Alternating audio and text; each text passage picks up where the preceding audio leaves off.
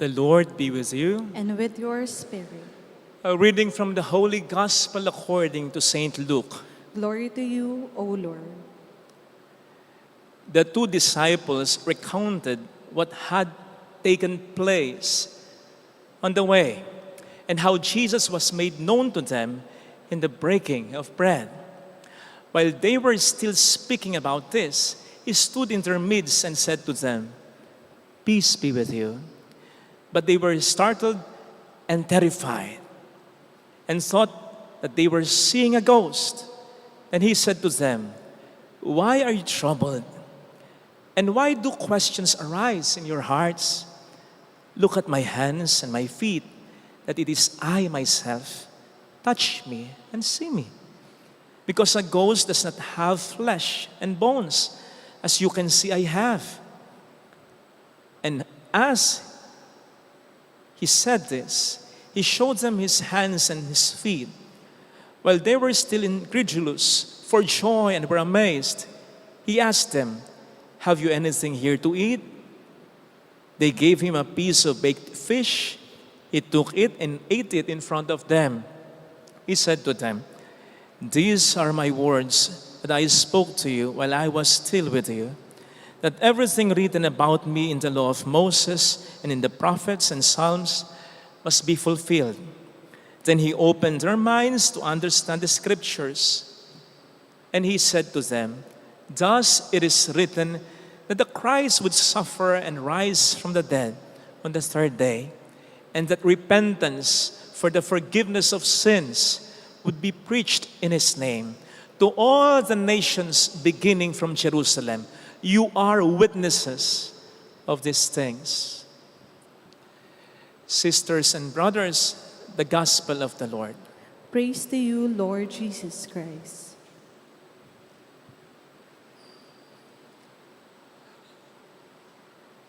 Matanong ko lang, natanong na po ba kayo ng mga tanong na ang sagot ay obvious naman? Halimbawa, 5 buwan ka nang nagdadalang tao, may magtatanong sa iyo, "Buntis ka?" Sarap sagutin, "Nakalunok lang ako ng 1 buong pakwan." Nakailang hakbang ka na ng baitang sa hagdan. May magtatanong pa, "Papanig ka?" Sarap sagutin, "Hindi, nag-exercise lang ako. Ito nga, pababa na ako eh." Nakita nang nag-iisa ka, itatanong pa, "Wala kang kasama?" Sarap sagutin, "Hindi, andyan si Ani oh. Meet Ani, anino ko." Tatawagan kang landline, "Pre, kamusta na? Saan ka?" Sarap sagutin, "Nandito ko sa palengke. Dala ko yung landline namin." Alarky. It's either kasi nanloloko sila o hindi nila alam ang sinasabi nila. Sinabi ko ito kasi parang may ganitong tanong ang ating Panginoon after His resurrection. Mga tanong na ang kasagutan, siguradong kanyang alam. Natatandaan ninyo, nang una siyang magpakita kay Maria Magdalena, ano ang tanong niya kay Maria Magdalena? "Why are you weeping? Ba't ka umiiyak?" Alam naman niya na akala ni Maria Magdalena, patay pa rin siya at ninakaw ang bangkay niya. Nang magpakita siya sa 2 disipulo papuntang Emmaus, ano ang tanong niya? "Anong pinag-uusapan ninyo?" Alam naman niya, ang pinag-uusapan nila ay siya. At ang disappointment nila sa pagkamatay niya. At ngayon sa ating ebanghelyo, anong tanong ni Kristo? "Why are you troubled?" Alam naman niya na aligaga pa rin sila dahil hindi nila alam kung nasaan ang bangkay niya at nag-aalala pa rin sila sa safety nila. Anong mga tanong ito? Sige nga, nanloloko lang ba siya? Hindi ba niya alam ang tinatanong niya? Well, brothers and sisters, tandaan natin, si Jesus ay hindi po pwedeng manloko. At hindi siya nag-aaksaya ng kanyang laway para sa kahit isang salita na walang kwenta. Lahat may purpose ang sinasabi niya. Salvific lahat ang sinasabi niya. Kaya may dahilan kung bakit ang mga ito ay tinanong niya. May magandang dahilan. At yung magandang dahilan na yon ay hindi para sa kanya, kundi para sa kanila na tinanong niya. He wanted them to come back into their senses. Naranasan niyo na po siguro nung bata kayo, na habang kulog ng kulog, kidlat ng kidlat, takot na takot ka. Either nanay mo, yung tatay mo, yayakapin ka, sabihin, "Oh ano, ito na ako." Kanang matakot. O hindi ba, nawawala ang takot mo? O kaya something bad happened to you. Mukmukan ng mukpok, umiiyak ka. Someone na very close to you, sasabihin sa'yo, ka nang umiyak, tahan na, nandito kami para sa'yo. Di ba tumatahang ka? Ito ang dahilan kung bakit nagbigay si Kristo sa kanila ng mga katanungan na ang sagot ay alam na niya. Kasi gusto niyang sabihin kay Maria Magdalena at sa mga alagad niya, oo, naiintindihan ko kung bakit nalulungkot kayo, kung bakit natatakot kayo, pero eto na ako. Buhay na ako. Ano pang ikatatakot ninyo? Ano pang ikalulungkot ninyo? So Jesus wasn't telling them, hindi valid ang lungkot ninyo. Wala akong pakialam sa takot nyo. Merong pakialam si Kristo. Meron. It's just that gusto niyang i-shift ang kanilang focus mula sa mga bagay na ikinalulungkot at ikinatatakot nila papunta sa katotohanan ng muling pagkabuhay niya na dapat na nilang ikasiya at ikapayapa ng isip at puso nila. Nandito na ako, buhay na ako. Bakit malulungkot, matatakot pa kayo? Yun ang gusto niyang isiksik at ipaunawa kay Maria Magdalena at sa kanyang mga disipulo. Kaya niya tinanong ang mga obvious na tanong na ito. Ang sabi sa 1 John 4 verse 4, the one who is in us is greater than the one who is in the world. The one who is in us, Jesus Christ. The one who is in the world, the enemy, Satan, the devil. The one who is in us is greater than the one who is in the world. Yes, po pwedeng Satan is more powerful than us kung tayo lang. But John is very quick to remind us, we are not alone. At mas hamak ng makapangyarihan, siya nakasama natin na nasa sa atin kaya sa anong kapangyarihan ng demonyong pwedeng bumalot sa buhay natin. Kaya nga in the same chapter of 1 John 4, sa verse 17, ay idudugtong ni John, as He is, as Jesus is, so we are in the world. Which basically means, kung napagtagumpayan ni Kristo ang demonyo, ang tukso, ang kasalanan, ang paghihirap sa mundong ito, maging ang kamatayan, pagtatagumpayan din natin kasi kasama natin si Kristo. Yun yung sinasabi sa ating unang pagbasa. Kita niyo? Bagamat sinabi ni San Pedro sa mga Hudyo, ang laki ng kasalanan ninyo. Pinatay niyo si Kristo, ang Mesiyas, ang sugo, ang mahal ng Diyos, ang anak ng Diyos. Pero may pag-asa pa kayong magbalik loob at magbago. You see? Ito rin ang sinasabi sa ating second reading. Huwag tayong magkasala. Pero kung magkasala man tayo, huwag tayong mag-alala dahil may tagapamagitan tayo. May tutulong sa ating makapagbago, si Kristo. May tumubos sa kasalanan ng mundo, si Kristo. Yan ang din sinasabi sa ating ebanghelyo. Kasi sinasabi sa ating ebanghelyo in a very meaningful manner kung papaano binuhay muli ni Kristo ang mga disipulo. Sapagkat dahil sa matinding takot at lungkot na mga ito, ay parang naging libingan na nila yung pinagtataguan nilang kwarto. In other words, may pag-asang dalalagi ang muling pagkabuhay ni Kristo. There is something to be excited about. Kahit wala ka pa rin anak, kahit may sakit ka pa rin, kahit may problema pa rin sa pamilya, kahit may problema pa rin sa finances, there is something to be excited about. There is something to look forward to. Ano man ang problema sa buhay mo. Kasi ang sabi ng ating Panginoon dito, you are witnesses of these things. Tayo ang magpapatotoo. Paano nating patototohanan na si Kristo ay totoong makapangyarihan, totoong mapagmahal, kung hindi natin ito mararanasan sa ating buhay? We need a testimony. We need something like yung sinabi ng bulag sa mga Pariseo. Nang tinatanong sila anong opinion nila kay Kristo. Anong sabi ng bulag? Ewan ko. Basta ang alam ko, bulag ako dati. Ngayon nakakakita na ako. We need something like that in our life para tayo makapagpatotoo. Basta alam ko, adik ako noon, pero hindi na ngayon dahil nakilala ko na ang Panginoon. Basta alam ko, wala kaming anak, pero masaya pa rin kami. Nagmamahalan kami. Naglilingkod pa rin kami. Dahil sa Diyos ay malapit kami. Ewan ko basta, ang alam ko may bisyo ako noon, pero wala na ngayon dahil nakilala ko ang Panginoon. Ewan ko, alam ko may sakit ako noon, pero wala na ngayon. Dahil sa tulong ng Panginoon, bibigyan tayo ng Panginoon ng ganire para tayo makapagpatotoo. Kaya ano man ang problema mo, there is something to look forward to be excited about. May pag-asa. Ano man ang problema, yun ang dala ng muling pagkabuhay niya. Kasi kahit kamatayan, nagawa niya ng paraan, ano ang hindi niya kakayanang gawa ng paraan para sa ating kabutihan? At patototohanan natin kahit kanino yan, kahit sa ating sarili. Dumating man yung pagkakataon na magkaroon pa tayo ng ibang problema, babalikan natin yung mga problema natin previously, nalalampasan natin sa tulong ng Diyos. At ang sasabihin mo lang, natulungan niya ako dati, tutulungan niya rin ako ngayon. Ganun lang yun. Kasi hindi nagbabago ang Panginoon. Alam po ninyo, ang isa sa mahirap sa problema, yung parang walang katapusang problema. Okay lang yung problemang dadaanan, pero pag matagal na, ay talaga nakapawala na ng pag-asa.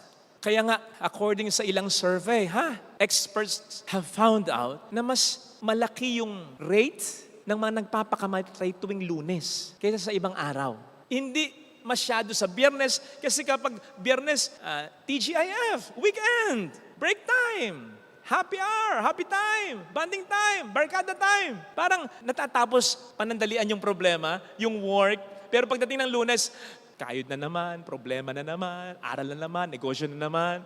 Kaya matindi raw yung rate ng mga nagpapakamatay tuwing Lunes kasi parang wala nang katapusan. But the resurrection of Jesus tells us that there is an end to all our suffering. Hindi lamang pag namatay na tayo, kundi habang nabubuhay pa tayo sapagkat ito yung sinabi ko minsan sa inyo sa sermon ko.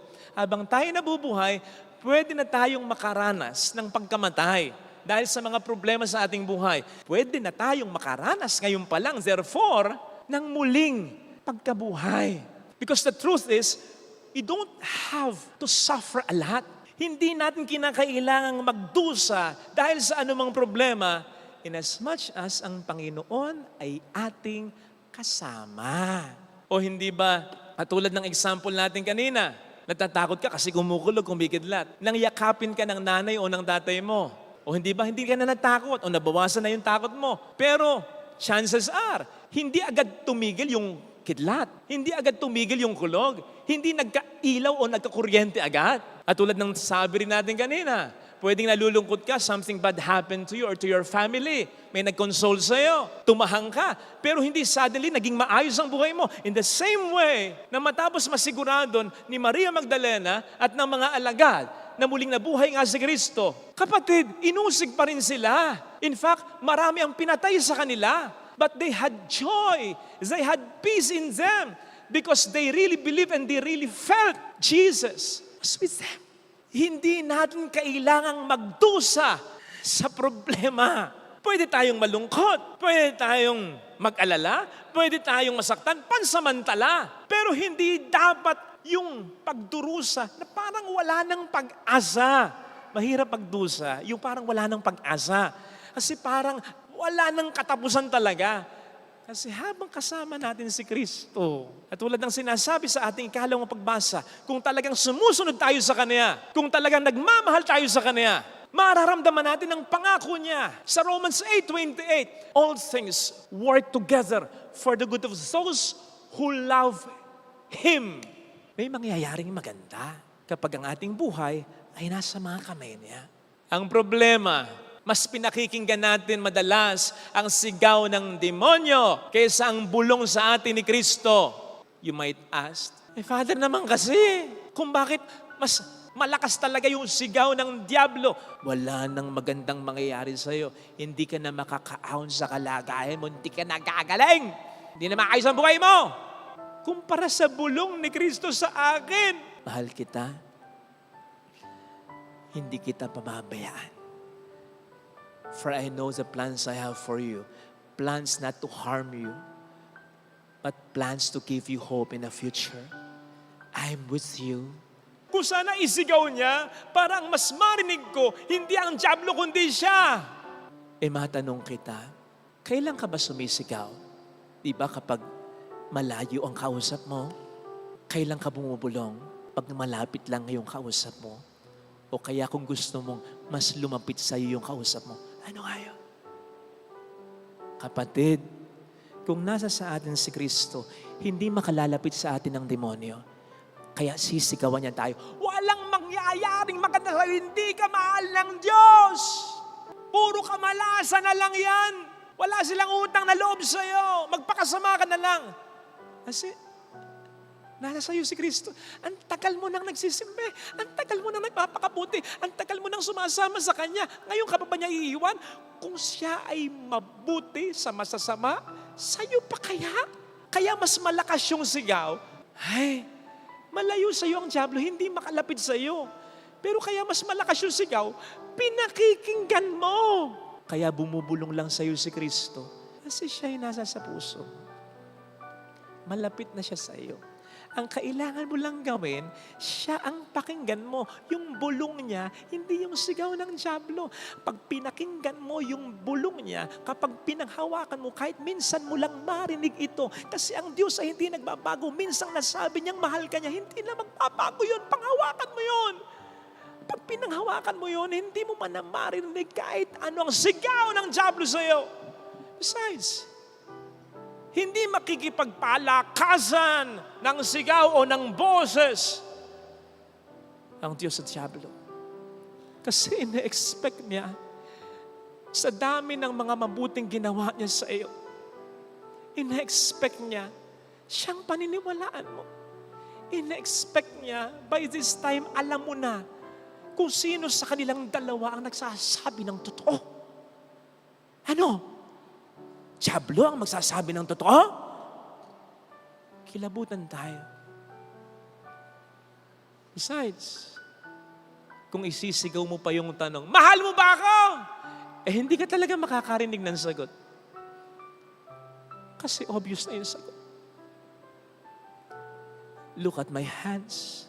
Look at my feet. Look at my sight. Hindi mangyayari ito kung hindi kita mahal. Ito sana ang hilingin nating biyaya ngayon sa ating banal na pagdiriwang. Ilagay natin ang ating kanang kamay sa tapat ng ating puso.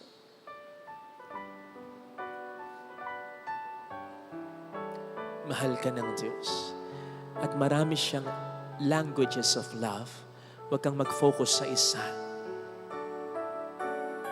Hindi lang isang paraan ng pagkaparamdam niya ng pagmamahal niya. Alam kong may magagawa ang Diyos. Alam kong may magagawa ang Diyos. Makapangyarihan siya. Kung ako'y magtatapat, sa Kanya'y maglilingkod. Alam kong may magagawa ang Diyos.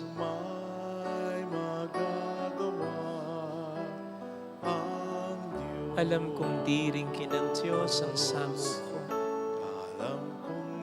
Sapagkat mahal niya ako.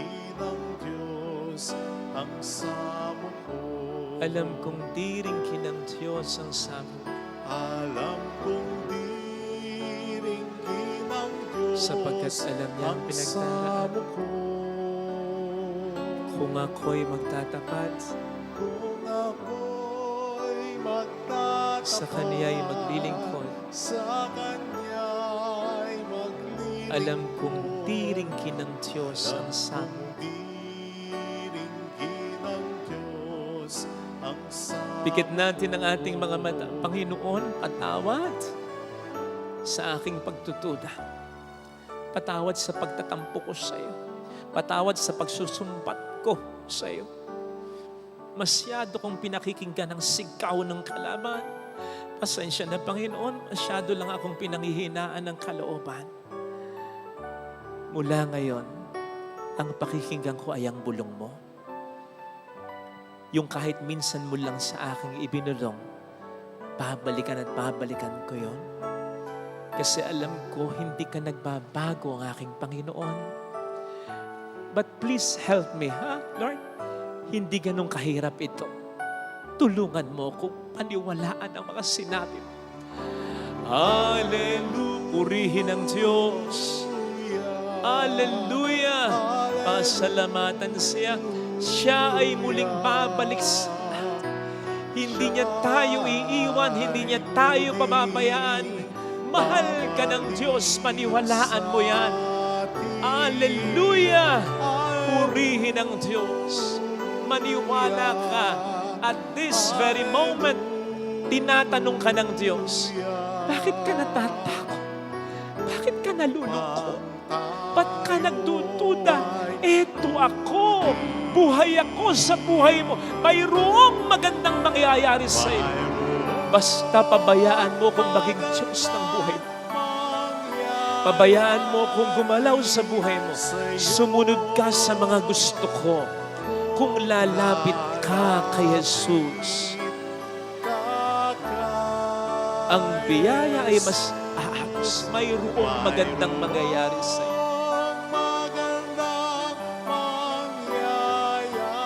Gagawin kanyang patotoo ng kabutihan niya, ng pagmamahal niya. Basta huwag kang magkagalit, magtatampo, magdududa sa Kanya. Glory to the Father, and to the Son, and to the Holy Spirit. As it was in the beginnings, now and ever shall be, world without end. Amen. I believe in God, The Father Almighty, creator of heaven and earth, and in Jesus Christ, His only Son, our Lord, who was conceived by the Holy Spirit, born of the Virgin Mary, suffered under the Pontius Pilate, was crucified, died, and was buried. He descended into hell. On the third day, He rose